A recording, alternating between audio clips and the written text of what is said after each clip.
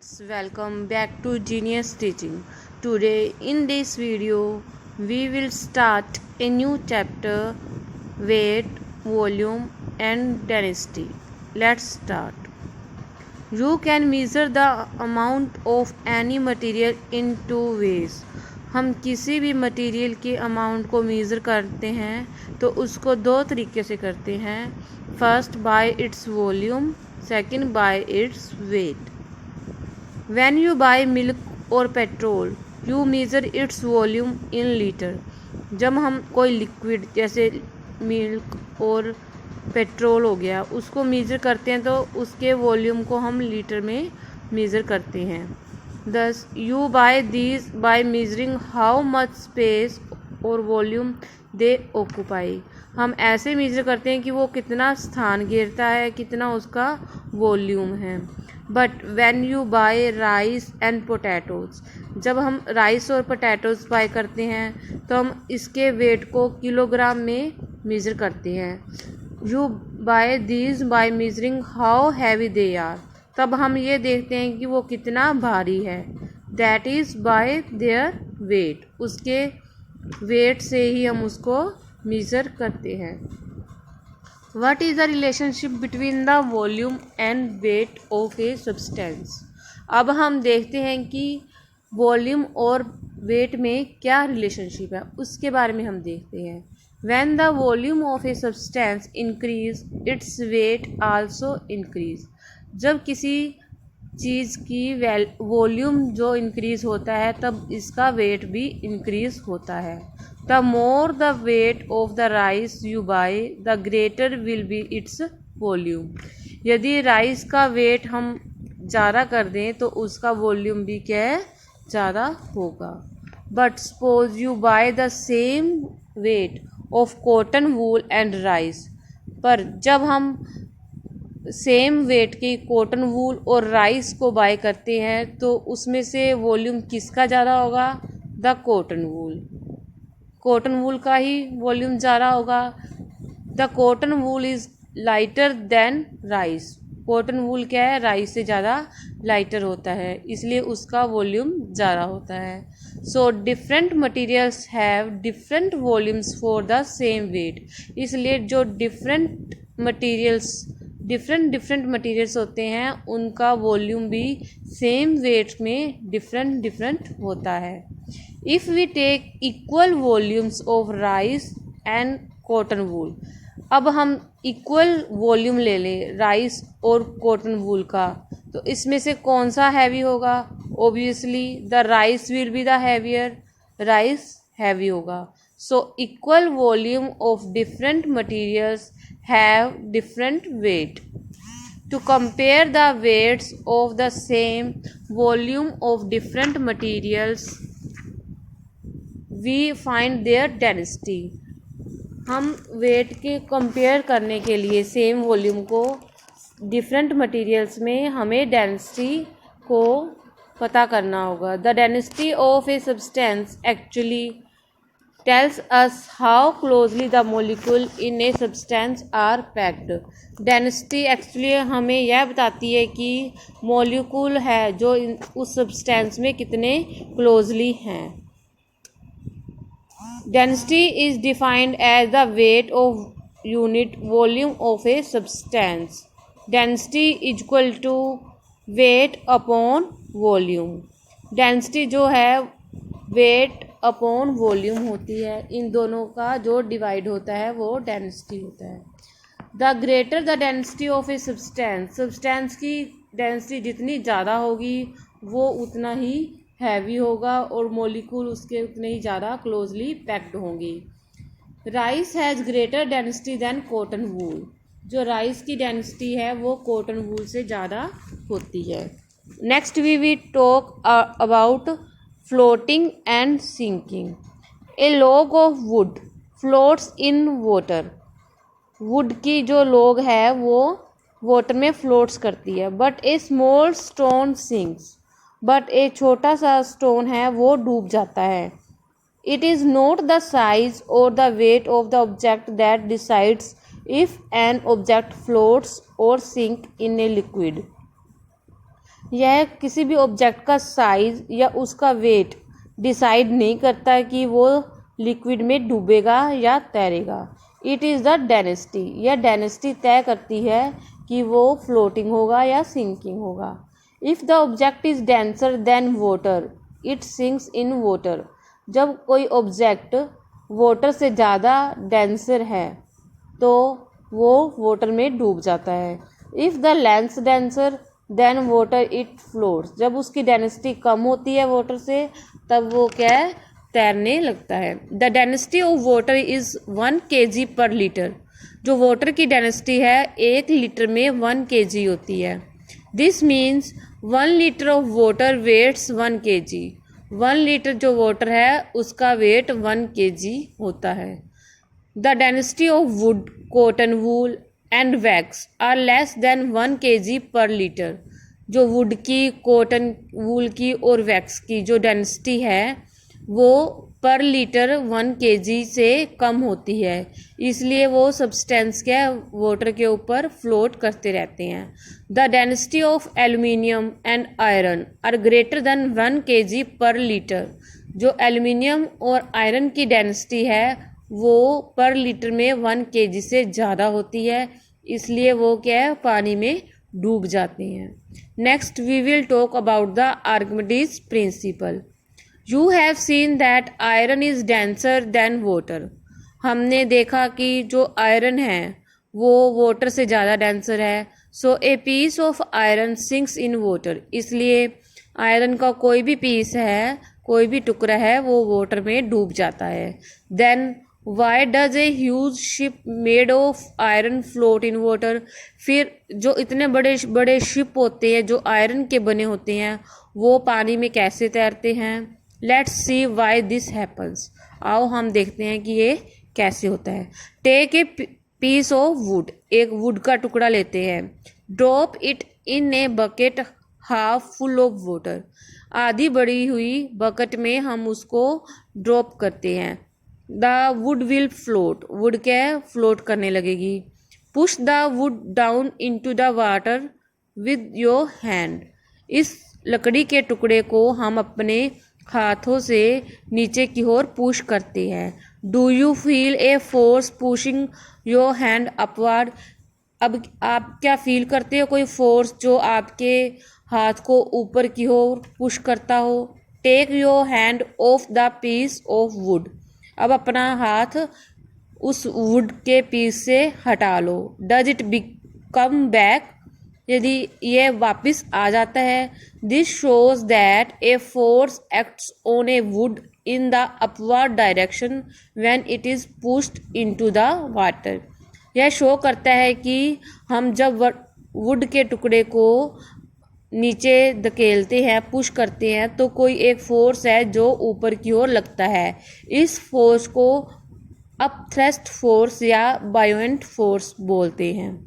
This upthrust acts on all substance when they are in water, यह upthrust जो force है वो सभी सब्सटेंस पे लगता है जब वो पानी के अंदर होते हैं।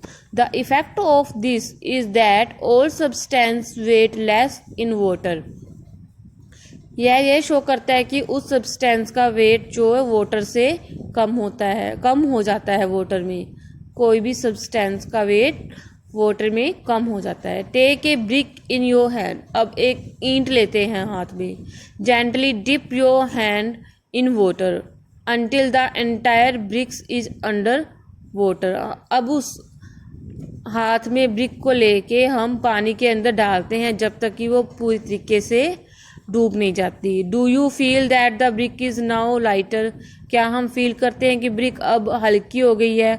What about a piece of wood, और वुड के साथ आपके साथ क्या हुआ था जब वुड के टुकड़े को हम पानी में डाला था।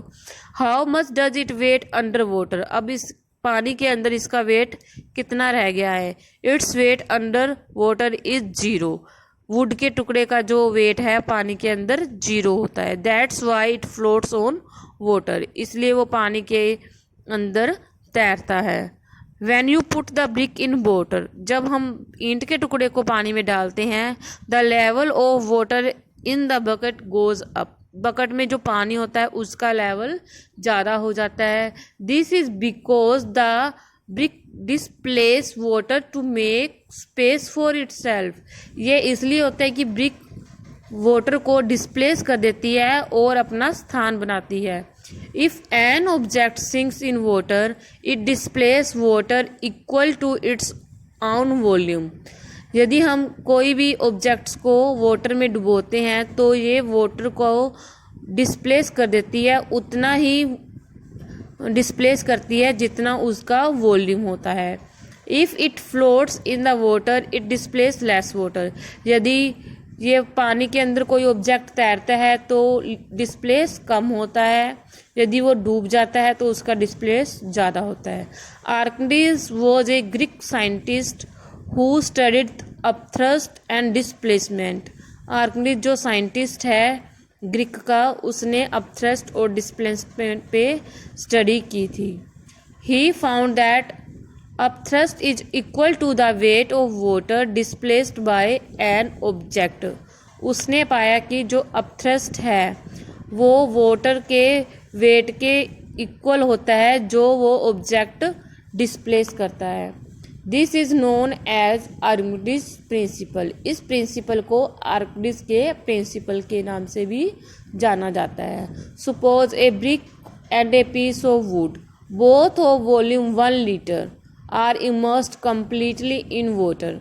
सपोज करो एक ब्रिक और एक वुड का टुकड़ा है जिनका दोनों का वॉल्यूम क्या है 1 लीटर है, वो पानी के अंदर पूरी तरह से इमर्स्ड हो गई।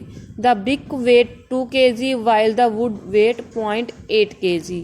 ब्रिक का वेट 2 kg जबकि वुड का वेट 0.8 kg होता है। Both will displace the same volume of water that is 1 litre. दोनों 1 लीटर पानी का डिस्प्लेस करते हैं। Hence both displace the same weight of water that is 1 kg। दोनों 1 kg वाटर का डिस्प्लेसमेंट सेम करते हैं।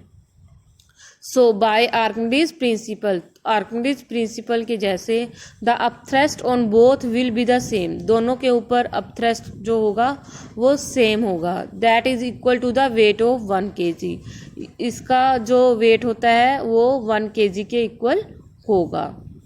In case of the brick, brick के केस में क्या हुआ, जो वेट है 2 kg है ब्रिक का, वो ज़्यादा होता है अपथ्रस्ट जो है 1 kg से, इसलिए क्या है ब्रिक डूब जाती है।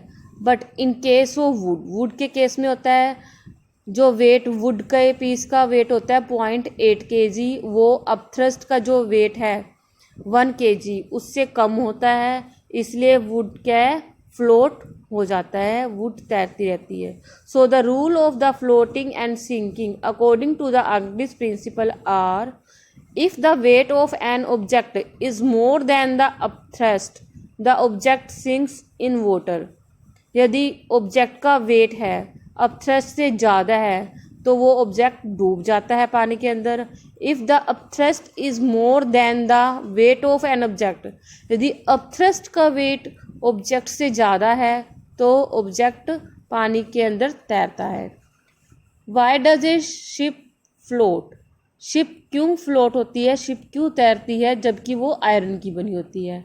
A ship is made of iron but it still floats in water. Y?